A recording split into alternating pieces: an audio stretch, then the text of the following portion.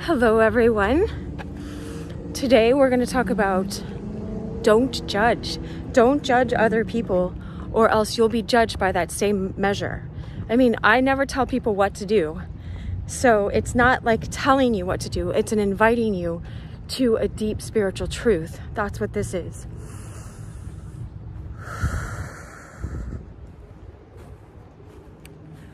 When we are judging other people, we're in our egotism. And egotism is the mind. And I love what Eckhart Tolle says. He says, like, just because most people are addicted to their minds doesn't mean it's a good thing. And so always you can tell. I feel like life is like a game of poker. Like, I'm learning how to play all the best hands, you know, what to gamble, what to risk, when to go all in. Never count your money when you're sitting at the table. All right, so part of life, right? It's like we're told, seek wisdom, as if you're seeking for gold. You're meant to seek wisdom, no wisdom. No wisdom. It's like the hack for life, you know? And so I am a psychologist. My name is Dr. Cheryl Meyer, and I've been a psychologist for over 20 years. So that means I got my doctorate before that. That means in Earth years, I'm old. But I see us as eternal beings, so I don't feel old at all. And anyway, we're souls in a physical body, right? And so what does it mean? How can we discern and see that something is good or bad, but not judge other people? Because one way, okay, I ought to start this off with like three ways. I'll just say it like that because YouTube loves that. 3 ways not to judge other people, or why it's important not to judge other people. And I got to keep my fingers like this so I remember to do 2 more. And so, one is because of something that C.S. Lewis taught me, because I've read a lot of books before I did. When I was in graduate school, then it was like, oh, no more books. But I love books. So C.S. Lewis said, you know, he reminded us, because he thinks so sharply. He had a photographic memory. I talked to his son was telling us, his stepson, Douglas, that you have no idea. My yoga teacher says the same thing in the video that I do like almost every day. Look at this, look at that.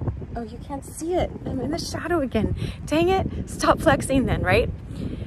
Anyway, he says, you have no idea what the person came from, what choices, like if you came from their same background and had all the choices presented to you, like a video game or like a board game, all like the game of life, you know, all of those same roles that person had, you have no idea if you would have been in a worse place than they are or a better place, right? But it doesn't mean, so, oh, and my yoga teacher says we all have a different genetic makeup, a different body type, different life experiences. So there's no reason ever to compare yourself to another person. We're not meant to compare ourselves to other people. But your egotism gets a quick high, and that's a real high. It's a dope. They don't call it a high for nothing, right? I want to remind you of that, remind people of that. I remind myself of that all the time. It's a high because you feel high in the moment. Like, of course, you know, that's why it's appealing. That's why people keep doing it. You feel a certain high when you're judging somebody else, when you're going, oh, they're less than, I'm greater than, they do this, I only do these things, you know? So in the moment, but why am I doing that? Look, why am I doing that? Ask yourself, because you are the observer of your actions and your thoughts. You are not these thoughts and actions. Don't get hooked in and pulled into your egotism all the time. Understand, practice knowing yourself as the observer. Why? Ask yourself, why do I judge these other people? Aww. I was doing my meditation this morning and I remembered one of Elliot, my friend. My friend was this musician, Elliot Smith. And I remember him singing it too. It's all about taking the easy way out for you, I suppose. I don't know if I get in trouble for singing that one part, and I don't even remember what song that's in, but I just could see his face singing that to me, you know. I don't know if that was this morning or late last night, but I wrote it in my journal, and it was like, it doesn't have to be taking the easy way out. Don't take the easy way out. You're worth more. I know Elliot, and I know that when he was writing these songs, he's talking to different parts of himself. Yes, he gets mad. He would get mad at other people that would, you know, be mean. Like he would want to like fight people that were not protecting other people, you know. But I worked in a rehab. I worked in a rehab for a little over a year, I think. A long time ago. And I just saw that most of the alcoholics and addicts and stuff that were in there, all of them that I remember that I worked with, and I worked with lots of clients too, were a perfectionist, you know. You have, sometimes we have this pressure put on us as children. If we have chaotic parents, then it's really scary for us as children. And so we learn, what do I have to do to get this person to not be chaotic? What do I have to do to calm them down, to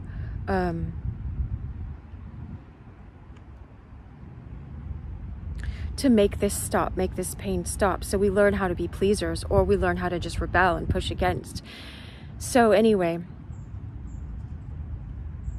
you can have high judgment toward yourself and be in such, and that's an ego high too, to be like this one part of you going, you're such a horrible person, and this other part of you going, oh, I'm so sorry, please quit beating me up, you know. And so we get in that same dynamic as childhood, and we start that same cycle, which is an ego cycle.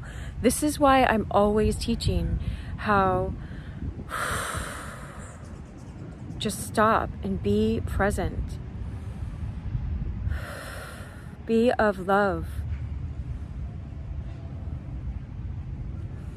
Notice your thoughts, and notice you are the observer of your thoughts, right? So one reason not to judge people is because we have no idea where they've come from, and if we would have made the same choices that they would have, or worse, you know. Two is because you're doing the same thing. You're doing the same thing. You're doing the same thing, all right? I'll give you the funniest example that came up this morning, right? I was on my way here, and I was just not having the radio or anything on, and I just stopped and was like, what am I thinking about? And I noticed my thoughts, right?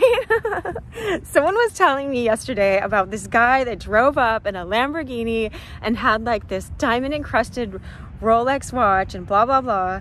And I wasn't thinking about that person, but I'll just use that person as an example. I was like, so here's my mind going, oh, wouldn't that be nice if like some guy that had all of this was going to protect me and take care of me, and I didn't have to worry about any of this stuff anymore, and blah, blah, blah, you know?